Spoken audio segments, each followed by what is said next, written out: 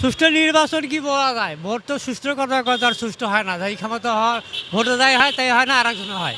হয় প্রশাসন সঙ্গী সরকারের ফেভারে।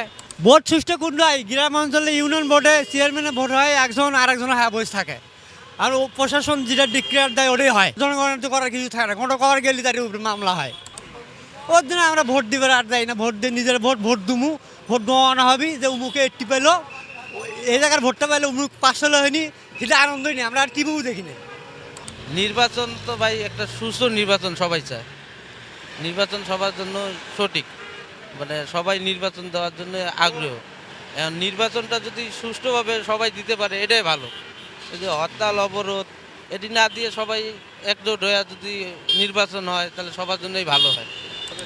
আমরা প্রস্তুতি নিচ্ছি ভাই, আমরা ভোট দিতে যাব। আমার দেশের বাড়িতে আমি ভোট দিতে যাব ইনশাআল্লাহ, এটা আমি আশা করি। আমি চাই যে সুষ্ঠুভাবে সুন্দরভাবে নির্বাচন হোক, জানি এরকম গ্যাঞ্জাম মারামারি এরকম না হয়, সবাই যার যার ইচ্ছা মতো ভোট দেয়, এটাই। আর কি চাই? দেশে শান্তি চাই।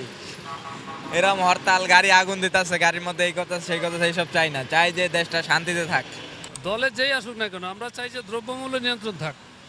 নির্বাচন আমরা চাই আমাদের মাননীয় প্রধানমন্ত্রী শেখ হাসিনাই থাক, কিন্তু আমরা আমাদের সাধারণ জনগণের একটাই চাওয়া, একটাই পাওয়া, যে সর্বসাধারণের যে অসুবিধাগুলো আছে, দ্রব্যমূল্যের যে দামগুলো এত উচ্চ গতিতে উঠতেছে, এটার জন্য যাতে মাননীয় সরকার এটা নিয়ে একটু তদারকি করে, এটাই আমাদের চাওয়া। না, সুষ্ঠু নির্বাচন অবশ্যই হবে, ইনশাল্লাহ এবার হবে, আশা করি আমরা।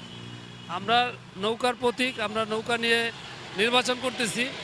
আমার দৃষ্টিতে আমি ইনশাল্লাহ বলতে পারি যে আপনার এখন সুষ্ঠু নির্বাচনই হবে। সরকার এই সুষ্ঠু নির্বাচনের দিক দিয়ে অনেক তদারকি করতেছে, আমরা সাধারণ পাবলিক দেখতেছি। আমি একজন মুক্তিযোদ্ধা পরিবারের সন্তান। আমি আমার সুস্থ মস্তিষ্কে যতটুকু বুঝি, বাংলাদেশ আওয়ামী লীগ সরকারের আমলে যে বাংলাদেশের উন্নয়নমূলক কাজগুলো চলতেছে এবং অনেক কাজগুলো সম্পূর্ণ হয়েছে, তাতে বাংলাদেশ অনেকটুকু এগিয়ে আছে। যদি অন্য কোনো সরকার আসে দ্বিতীয়বারের মতো, তাহলে আমি মনে করি যে বাংলাদেশের যে উন্নয়নমূলক কাজগুলো এগুলো সব আপনার বানচার হয়ে যাবে।